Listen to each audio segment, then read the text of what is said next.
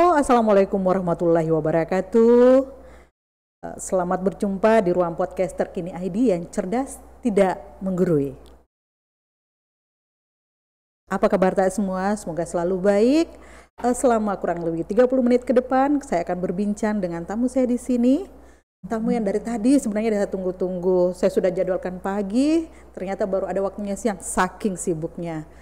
Dan kita juga semua pasti sangat menantikan informasi dari dia karena kurang lebih 22 hari ke depan adalah puncak perhelatan pemilihan umum yang berada di Kota Makassar sendiri. Dan tentu banyak sekali persoalan, banyak sekali pertanyaan-pertanyaan juga dari kita semua. Dan hari ini, siang ini dia sudah ada di depan saya.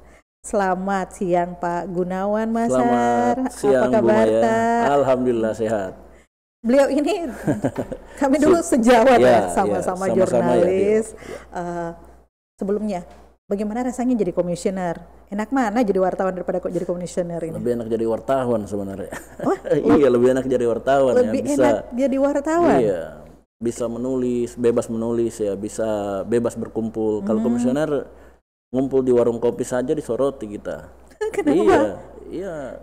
Bukankah itu menjadi wadah untuk bisa mendengarkan pendapat dan bagaimana? Sekarang kan misalnya tempat-tempat ngumpul itu rawan ada tim sukses misalnya. Nah sementara kalau penyelenggara pemilu itu berfoto saja misalnya dilarang ya, resiko jadi penyelenggara sebenarnya. Sangat terkungkung ini tadi. Iya, terkungkung sebenarnya, makanya lebih enak jadi wartawan. Lebih enak jadi wartawan.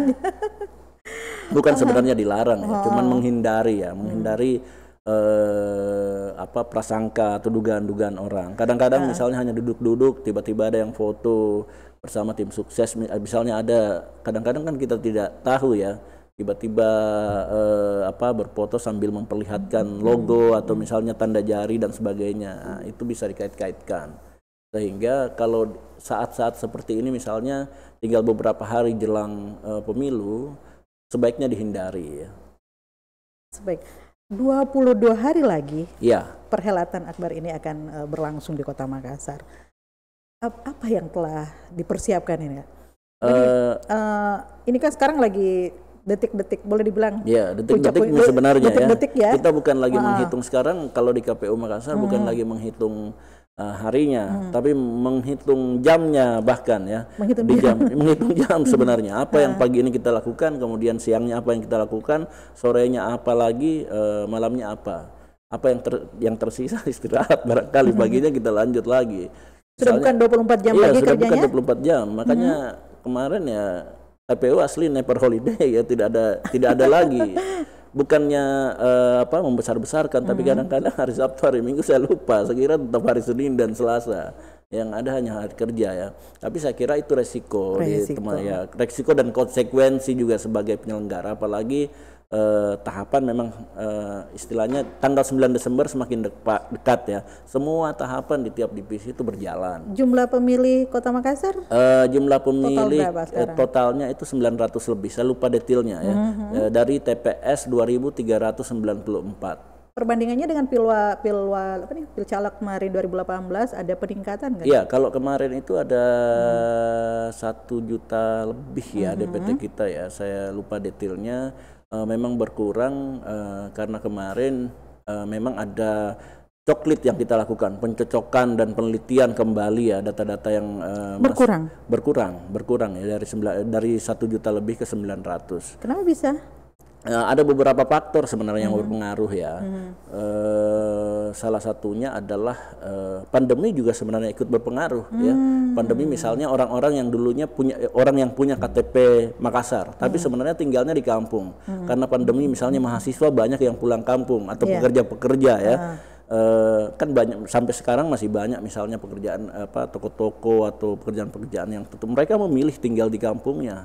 Nah, itu salah satu faktor-faktor yang berdampak pada DPT kita sebenarnya. Tapi target pemilih kita sampai kan target sesuai dengan target nasional itu. Partisipasi pemilih kita kan kalau target kita selalu kalau di Makassar itu untuk pilkada ini 7,7%, ya, 77,5%. memang saat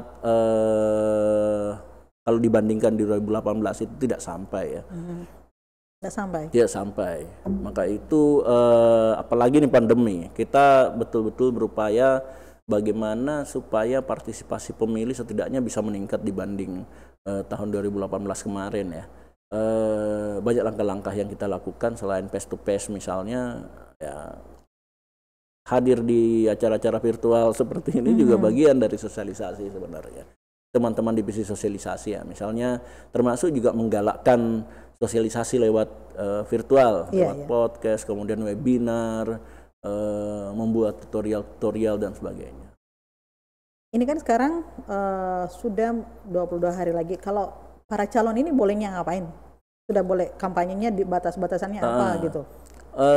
Di tanggal 22 atau 14 hari sebelum masa tenang.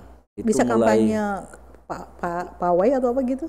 Enggak bisa. Jadi kampanye memang sudah tidak ada lagi pawai-pawaian, tidak ada kampanye terbuka. Yang ada adalah pertemuan terbatas, ya, atau misalnya dialog terbatas. Itu kalau berdasarkan PKPU 6 itu dibatasi paling maksimal masa yang bisa berkumpul itu 50 ya. Itu pun harus dengan protokol COVID yang ketat ya. Misalnya harus pakai masker, jaga jarak dan sebagainya. Rapat umum kan sudah tidak ada, konser musik apa segala macam itu sudah dilarang. Justru sebenarnya yang sekarang ini mendekati adalah kampanye lewat iklan media ya. Oh, iklan media. 14 hari sebelum masa tenang itu kampanye lewat media. Tapi kalau diregulasi itu media cetak dan media elektronik ya. Kalau lewat media sosial atau daring itu sejak awal kampanye itu sudah dimungkinkan. Makanya kan kita melihat sekarang misalnya media sosial agak ramai dengan kampanye-kampanye paslon. Itu lebih longgar di situ ya. Tapi kan di kenyataan masih banyak juga ada beberapa kayak pawai atau apa itu di jalan-jalan. Apa itu sesuai, ini sudah izin atau bagaimana? Ya tentu tidak sesuai ya, tapi sebenarnya itu domain Bawaslu saya kira yang menindaki, Bawaslu yang menindaki ya, dan juga Satpol PP sebenarnya Bawaslu dan Satpol PP. Hanya saja memang yang kayak pawai-pawai kemarin kalau tidak salah yang saya baca di koran juga Bawaslu sudah menyurati paslon ya untuk sekali lagi mengingatkan untuk tidak mengerahkan masa konvoi, pawai atau jalan sama-sama rame-rame misalnya berkumpul rame-rame itu tidak boleh. Tidak boleh. Kalau KPU lebih pada bagaimana menjaga tahapan-tahapannya supaya tidak muncul kerumunan seperti misalnya saat pendaftaran kemarin, lalu kemudian saat pengundian sudah dibatasi. Di area sudah dibatasi. Di area pelaksanaan. Kemudian jadi batasan KPU untuk tanggung jawabnya itu di area saja ya? Iya, di area pelaksanaan kita betul-betul ketat menjaga protokol COVID dan alhamdulillah kan berjalan. Misalnya ketika pendaftaran kita batasi betul hanya 15 yang masuk. Jadi meskipun pendukungnya teriak-teriak mau masuk ya tidak boleh yang ini sesuai semestinya dengan kesadaran dari pendukung. Saya kira gini. Jadi sebenarnya atau bagaimana si calon ini memberitahu, oke, kamu tidak usah ikut pawai atau bagaimana, tapi suaramu ke saya gitu. Itu yang intinya kan. Sebenarnya di tiap tahapan ya, bukan hanya di tiap tahapan, tapi seluruh rangkaian pilkada bukan hanya tanggung jawab KPU. Saya kira ini adalah kerja keroyokan. Kerja keroyokan ini suksesnya pemilu bukan hanya KPU yang berkepentingan, tapi semua pihak-pihak yang terkait saya kira ya, termasuk pemerintah. Karena itu ya area tanggung jawab kita betul-betul kita laksanakan, termasuk saya kira pasangan calon perlu kearifan dan kerendah hatian pasangan calon untuk sekali lagi untuk tidak mengerahkan masanya di tiap-tiap tahapan yang ada, mulai dari pendaftaran kemarin, pengundian, kemudian debat ya, termasuk debat kemarin pertama, kedua, saya kira ini kearifan dan kerendah hatian pasangan calon untuk tidak mengerahkan masanya punya peranan penting supaya tidak ada kerumunan ya. Tahapan debat kemarin kan berlangsung di ibu kota. Dan itu banyak menimbulkan polemik dan pertanyaan. Kok mesti di ibu kota? Memang kita Kota Makassar tidak mampu. Apa nih? Apa yang menjadi alasan? Iya. Apa yang menjadi pandangan dari KPU Kota Makassar sehingga mengambil keputusan sudah debatnya Kota Makassar kita alihkan ke ibu kota? Ya, saya kira ada beberapa aspek ya yang jadi pertimbangan. Saya kira sama juga dengan teman-teman. Saya kira bukan hanya Makassar saja ya, tapi teman-teman di Kabupaten di Sulsel juga banyak melakukan itu ya. Sebenarnya dasar pertimbangannya sama. Misalnya ada beberapa teman-teman dari KPU Kabupaten menggelar di Makassar. Sebenarnya substansinya yang sama, memindahkan tempatnya dari basis tempat lokasi pilkadanya ke tempat lain. Nah, Makassar juga begitu ya. Lebih kepada sebenarnya menjauhkan pelaksanaan dari basis massa. Kenapa? Pertama ada salah satu pertimbangan besarnya kemarin adalah sejak pendaftaran dan pengundian kami sangat percaya sebenarnya bagaimana aparat keamanan bisa betul-betul menjaga dari sisi keamanan. Tapi salah satu yang menjadi pertimbangan serius kemarin adalah kemungkinan eskalasi massa, kerumunan, apalagi sebelum debat pertama, apalagi sejak belajar dari misalnya pendaftaran dan pengundian, sekali lagi saya ulang bahwa bagaimana ketatnya kita di area lokasi, tapi di jalanan itu tetap terjadi kerumunan ya, eskalasi massa, sehingga itu yang jadi salah satu pertimbangan. Kemudian kan muncul pertanyaan banyak orang. Di Jakarta kemarin tetap ada kerumunan. Justru sebenarnya bisa ditanya balik. Di Makassar saja, di Jakarta saja bisa mengerahkan jauh-jauh, masih bisa mengerahkan massa. Apa kabar kalau misalnya di Makassar diadakan rasionalisasinya, basis massanya ada di sini gitu. Basisnya semua ada di sini loh, ada semua orangnya di sini. Kemungkinan munculnya kerumunan itu besar. Saya kira itu. Kemudian pertimbangan-pertimbangan ada juga beberapa pertimbangan-pertimbangan lain saya kira mengenai teknikal dan efisiensi. Misalnya kalau memang proses pemilihan stasiun TV-nya juga kita transparan melakukannya dengan lelang, dan itu bisa dicek di teman-teman sekretariat berapa anggaran yang dipakai dan kemudian berapa iritnya kita misalnya. Debat kedua nanti rencana di kalau debat kedua itu lebih sebenarnya sejak debat pertama itu sudah dari jadi ketika ada yang menanyakan misalnya bahwa kenapa tiba-tiba KPU mengatasnamakan keamanan, ini rekomendasi dari Polrestabes loh, dari sejak pertama. Kemudian debat kedua juga baru tadi pagi saya tidak hadir di sini gara-gara koordinasi dengan pihak kepolisian ya. Pihak kepolisian tadi sudah merekomendasikan bahwa pelaksanaan debat kedua sebaiknya jangan di Makassar, tapi di luar kota Makassar. Itu kira-kira tanggal berapa ya? Kita ancang-ancangnya mungkin 24 atau 25 lah, sekitar tanggal 24 atau 25 November 25. ini Kita ya? belum menentukan tanggal tepatnya, tapi tidak jauh dari tanggal itu ya. Kemudian begitu pula Bawaslu. Jadi dari hasil diskusi kami, rekomendasi Polrestabes dan juga rekomendasi Bawaslu Makassar untuk dilaksanakan jangan di Makassar. Jangan di Makassar, ya. Bahwa pertimbangan itu pun sebenarnya sudah dari pihak keamanan sendiri ya, yang memberikan rekomendasi kepada KPU untuk tidak menggelar di Makassar. Menggelar di Makassar. Tapi menggelar di luar Makassar. Ya.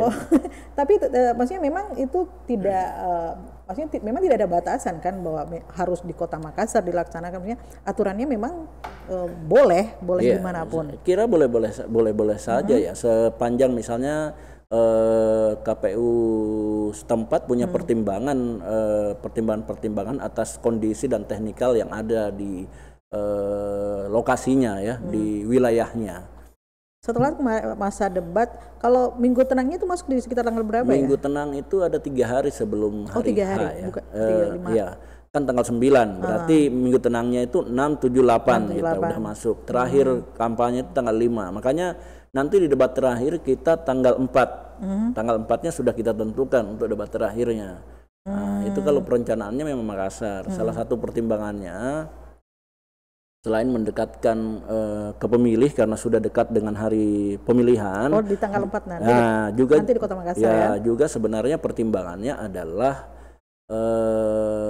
saat itu kesibukan itu sudah sangat padat ya, apalagi mengurusi logistik ya. Misalnya kalau penyelenggara ke luar kota lagi itu akan menyulitkan karena akan banyak hal yang diatur, bukan lagi sangat teknis ya, sangat teknis sampai distribusi logistik. Nah, itu yang menjadi alasan kenapa misalnya tidak jauh-jauh. Jadi kita mudah-mudahan tetap bisa, sambil tetap tentunya setelah debat kedua kita akan berkoordinasi dengan pihak kepolisian kembali dan pihak-pihak terkait termasuk Bawaslu Makassar untuk melihat apakah memang layak untuk dilaksanakan di Makassar. Oh ya, saya mengingatkan untuk tetap sounding update berita di web kami Terkini ID, Instagram di terkini.id dan Facebook Terkini ID. Kembali lagi kepada Pak Gunawan. Sesuai tema kita bahwa kita akan mengadakan pilkada yang aman dan sehat selama masa pandemi ini. Pasti di pikiran kita begini, KPU harus memberikan rasa aman dong untuk bahwa masyarakat datang memberikan suara, tidak pula membawa pandemi misalnya gitu. Nah, langkah-langkah apa nih yang dilakukan dari KPU sendiri? Ya, sejak pemilihan serentak ini dilanjutkan kembali pasca pandemi, kan sempat tertunda ya. Iya, betul.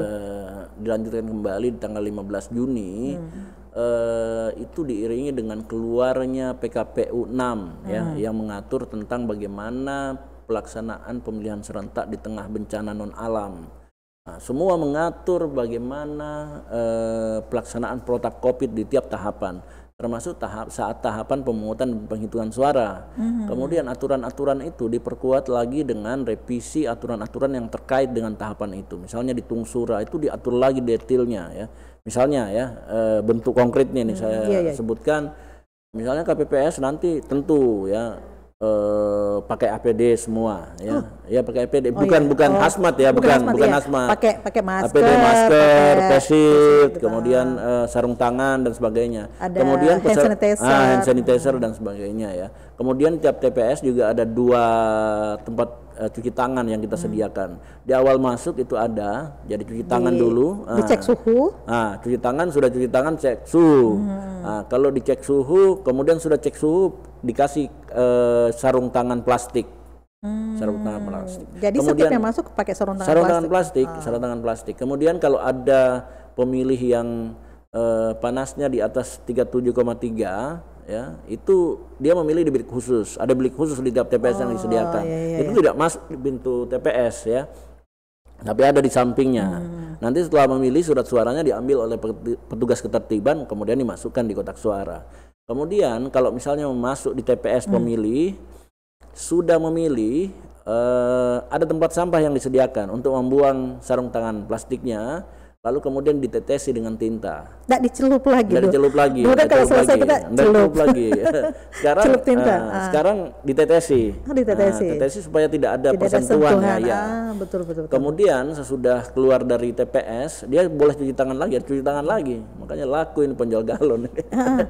Ada dua tempat cuci tangan. Kemudian selain itu juga misalnya antisipasi sejak awal, KPPS mengingatkan ke pemilih untuk membawa masker sendiri, membawa alat tulis sendiri bahkan ya. Alat tulis sendiri maksudnya supaya tidak bercampur-campur lagi sentuhan dengan KPPS ya, tidak pindah pulpen. Itu kan juga bisa jadi wadah penularan COVID-19 ya. Kemudian bilik misalnya, bilik ini menyesuaikan semua ini. Bilik dulunya misalnya kalau di TPS yang normal hanya ada 3, bahkan dulu saja istilahnya kalau 5 surat suara hanya 3 loh disediakan. Ya, 5 surat suara kemarin itu kan besar-besar, susah lebar-lebar semua ya, dicari lagi calegnya segala macam. Ini hanya 1, tapi ada 4 bilik suara yang disediakan. Tujuannya sebenarnya adalah untuk mempercepat orang di TPS. Ya tidak terlalu lama-lama. Jadi dia termasuk dia di bilik mana itu yang dia pilih begitu? Tidak. Di pikiran saya itu 4 calon masing-masing biliknya pada ketahuan dong. Ada 4 biliknya, terserah masuk di mana saja. Ya. Gitu. Kemudian di saat sesudah keluar dari TPS langsung dianjurkan untuk jangan berkerumun di TPS. Ada batasan jumlah per TPS? Jumlah orangnya mungkin? Kalau pemilih di TPS 500 pemilih maksimal ya. Maksimal 500 pemilih. Nah caranya untuk salah satu juga antisipasi agar tidak terjadi kerumunan di TPS, di C pemberitahuan dulunya C6 ya. C6 kalau orang-orang biasanya bahasakan undangan, padahal bukan undangan itu pemberitahuan ya. C pemberitahuan, sekarang namanya C pemberitahuan. Dulu waktu pemilu 2019 C6. C6. Nah, di C6 di C pemberitahuan itu sudah ada di situ ini tambahan sebenarnya ya.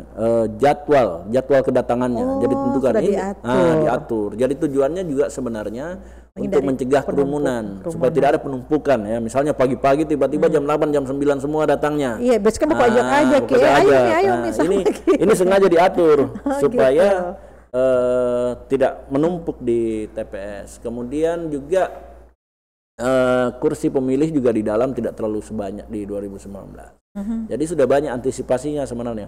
Bahkan sebenarnya TPS ada hazmat disediakan juga, baju hazmat baju hazmat ya. Itu dimungkinkan misalnya untuk pemilih-pemilih yang anggaplah misalnya sakit. Tiba-tiba di situ sakit dia tidak bisa ke TPS ya. Kemudian di jam 12 sampai jam 1 itu memungkinkan KPPS untuk mengantarkan misalnya pemilih yang sebelumnya memang sudah lapor. Dibawakan di situ KPPS pakai hazmat. Nah, lanjut ke penghitungan suaranya bagaimana? Itu kan pasti kan dibuka karena ini keamanan kepada TPS ya. Terus kan pasti kan yang habis dipegang itu kan pakai sarung tangan. Oh iya ya, tadi sudah pakai sarung tangan. Berarti sudah aman. Iya, sudah aman, pakai sarung tangan kan. Sarung tangan semua. Tetap pakai sarung tangan semua. Semua tetap pakai sarung tangan. Dari tadi itu ada penambahan, ada beberapa properti penambahan, berarti ada pembengkakan biaya juga ya? Iya. Gitu. Dampaknya memang sejak pemilihan serentak dilanjutkan kembali kemarin berdampak pada pasti kenaikan anggaran karena memang khususnya untuk anggaran-anggaran yang bertambah akibat jumlah TPS pasti sangat bertambah ya? Iya, bertambah ya dari 2009 ke 2390 karena awalnya memang perencanaan kita karena kan cuma satu surat suara. Sebelum pandemi dulu perencanaan kita itu satu TPS 800 orang pemilih. Nah, ini dengan pandemi kita kurangi jadi 500. Otomatis ini berdampak pada memang berkurang, tapi berdampak pada penambahan TPS. Bukan hanya penambahan TPS, tapi berdampak pada penambahan logistik. Yang paling besar sebenarnya dalam pembiayaan pilkada itu adalah honor KPPS. Honor KPPS, karena bayangkan misalnya anggaplah misalnya bertambah sekitar 300-an lebih, 394, berarti hampir 400-an yang bertambah. Itu dikali 9. Karena 7 KPPS ditambah 2 petugas ketertiban. Yang paling besar dari pembiayaan pilkada itu adalah honor keseluruhan. MPHD yang sering yang kita ajukan ke Pemkot itu sebenarnya bisa dibilang 40%-nya adalah honor penyelenggara ad hoc ya. Jadi terjadi penambahan logistik karena itu saja ya cuci tangan. Iya. Semuanya nambah ya. Terus ini petugasnya di rapid, di swab juga? Di rapid sekarang ini berlangsung rapid di semua kecamatan ya. Semua KPPS sebelum nanti setelah rapid kemudian ditetapkan itu di rapid dulu semuanya. Jadi syarat untuk menjadi KPPS ya harus siap di rapid. Kemarin bukan swab gitu, harus di rapid aja. Sebenarnya pilihannya kalau regulasi antara rapid sama swab ya. Cuman kan kita lihat penganggaran juga. Gitu. Iya. Pilihan kalau diregulasi memungkinkan memang rapid dan swab bahasanya ya, rapid atau swab.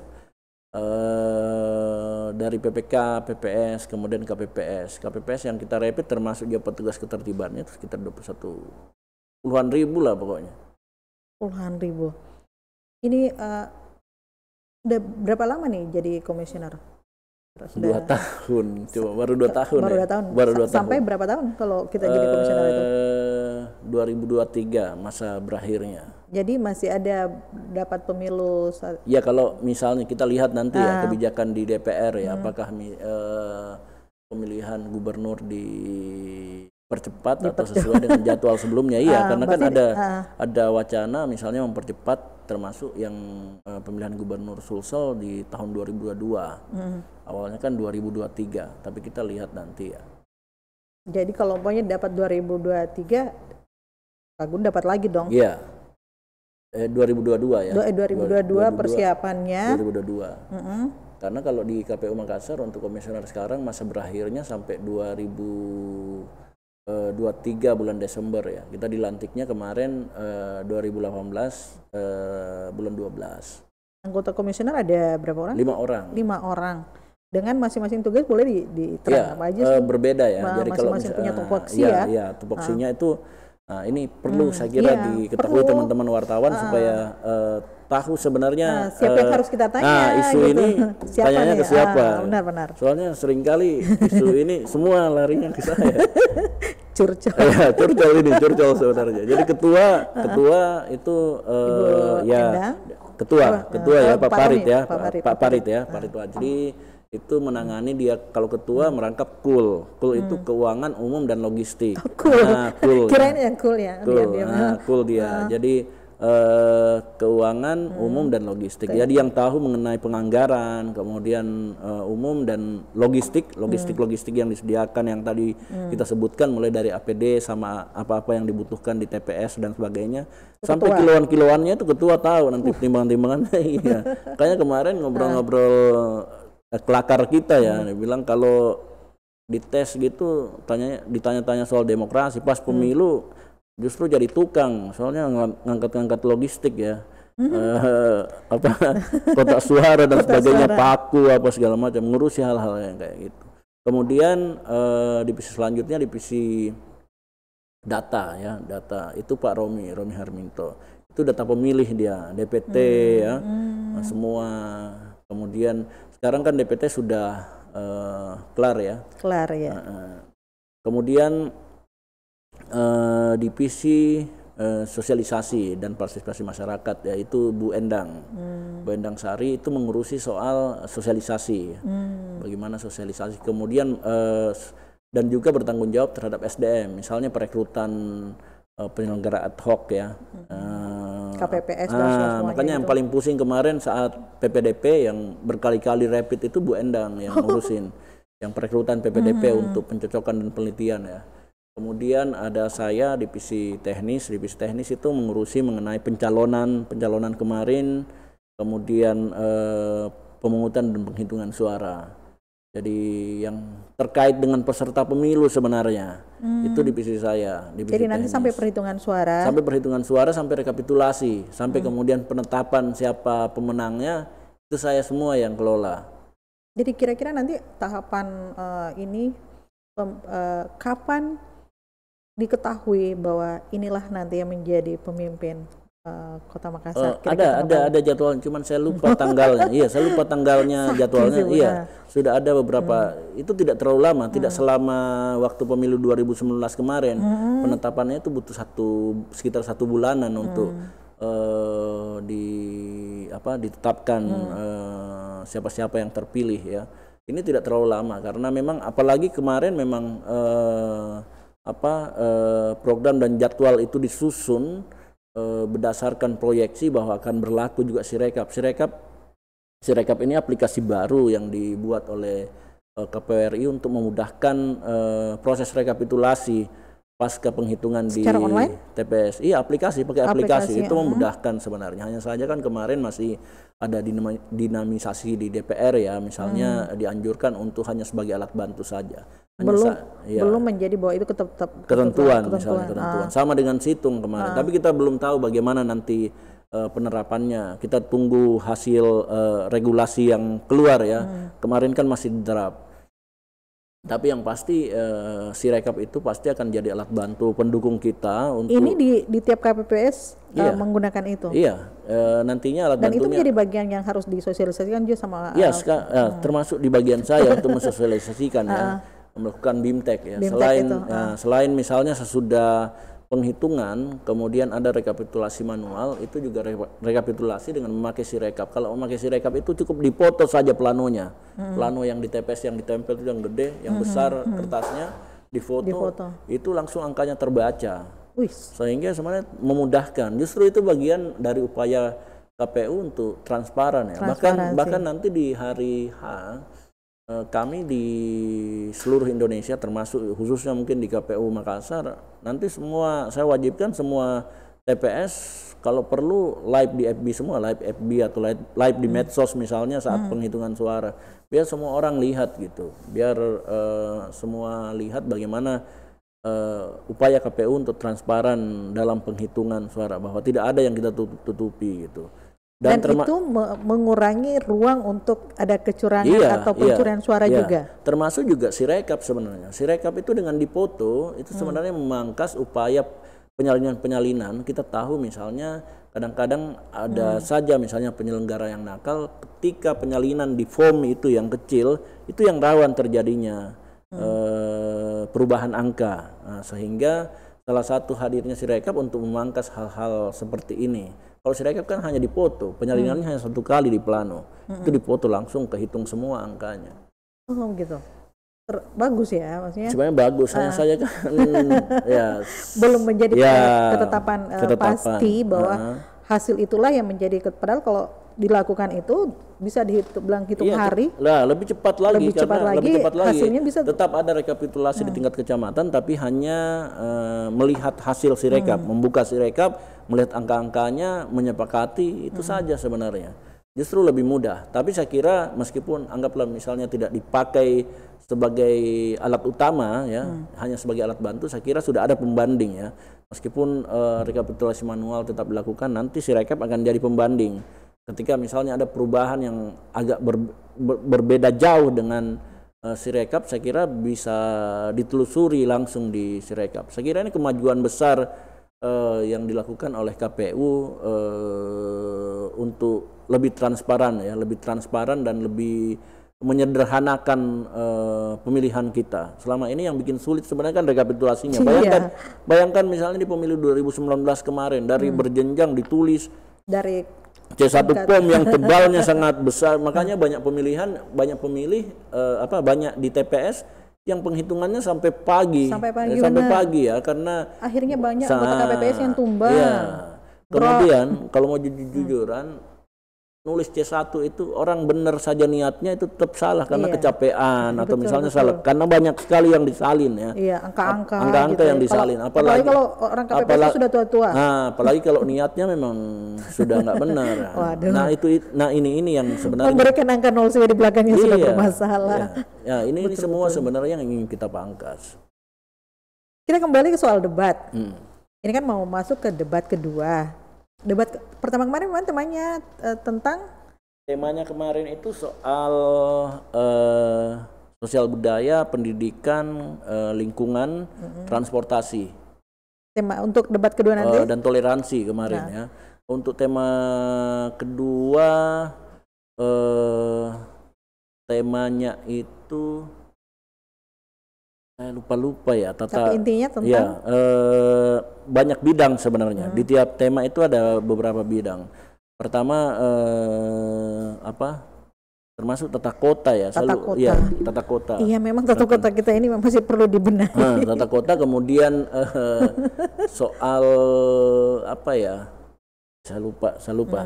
Tapi debat ketiga juga ada mengenai perempuan dan anak sebagainya. Tentang perempuan semua. Jadi sebelum debat memang kita mengumpulkan semua tema-tema yang kami menganggap bahwa perlu di explore di saat debat, sehingga dan tetap melibatkan finalisnya dari akademisi. Iya, akademisi dan pakar. Kemarin kan debat pertama tugas kita mencari panelis yang betul-betul pertama tentu sesuai dengan bidang ilmunya, sangat sesuai dengan bidang ilmunya, pakar di bidangnya.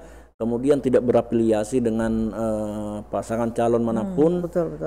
Alhamdulillah kan kemarin kita mendapat panelis-panelis yang saya kira sesuai, mantap-mantap semua ya.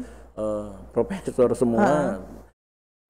Dan kita memang mencari yang praktisi. Mungkin debat kedua kita libatkan anak muda, tapi anak muda yang progresif gitu, yang sesuai bidangnya. Misalnya penataan tata kota ya, kemudian aduh kenapa saya lupa ini bidang, termasuk bidang-bidang soal millennials juga ada ya. Menjelang debat kedua nanti ini, apa yang menjadi pesan sebagai orang dari KPU ini untuk utamanya untuk para calon ya, untuk mengingatkan? Iya, sekali lagi saya kira bahwa kesuksesan pilkada kita, khususnya debat kita, itu bukan hanya kerja-kerja KPU semata. Sekali lagi ini adalah kerja keroyokan, kerja kita bersama, kerja KPU, kerja Bawaslu, kerja pasangan calon, kerja kepolisian, kerja TNI, semuanya ya, termasuk kerja wartawan. Bagaimana teman-teman wartawan misalnya menghadirkan suasana yang menyejukkan, mendamaikan. Di berita itu kan menghadirkan suasana menyejukkan, mendamaikan, sehingga pilkada di Makassar bisa tetap terlaksana. Ada pemimpin yang terpilih, tapi perdamaian tetap terjadi gitu. Tidak ada yang menyimpan dendam, tidak ada dendam yang tersisa misalnya setelah pilkada. Meskipun misalnya ada sakit hati, saya kira wajar ya. Menang kalah itu wajar kan? Wajar, tapi tidak ada dendam. Istilahnya setelah perhelatan selesai, perdamaian di Kota Makassar tetap terajut gitu. Ya, kita juga semua berharap bahwa pemilu nanti ini bukan cuma menghadirkan satu pemenang, maksudnya menghadirkan pemenang saja, tapi menghadirkan seorang pemimpin, pemimpin dan bapak untuk mengayomi untuk seluruh masyarakat dan warga Kota Makassar, memberikan inovasi-inovasi untuk pembangunan di Kota Makassar. Jadi bukan cuma sekedar bahwa ini pemenangnya, perhelatan ini selesai, tapi kita berharap bahwa apa yang menjadi visi misinya, apa yang menjadi janji-janjinya, bukan sekedar janji. Betul-betul bisa dilaksanakan. Kan ada yang bilang begini, yang penting sudah kuku janji.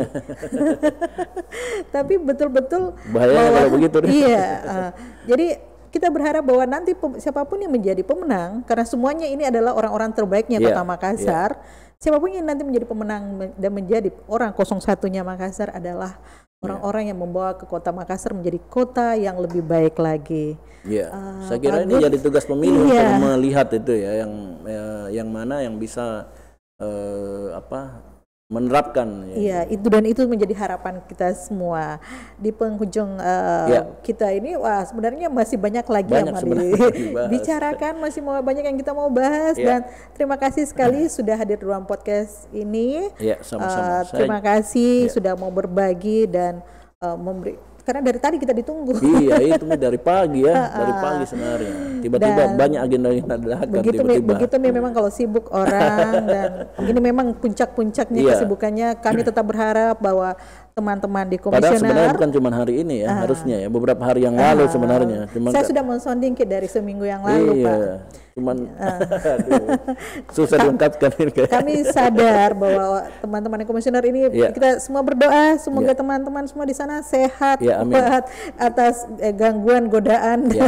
Saya kira itu ya. Saya kira kita semua sama-sama semuanya semoga sehat dan selamat, seperti dengan asas pemilu. Sekarang asas pemilu dulu kan transparansi, akuntabilitas segala macam. Sekarang sudah sudah nambah 2, sehat dan selamat. Sehat dan selamat. Ya betul.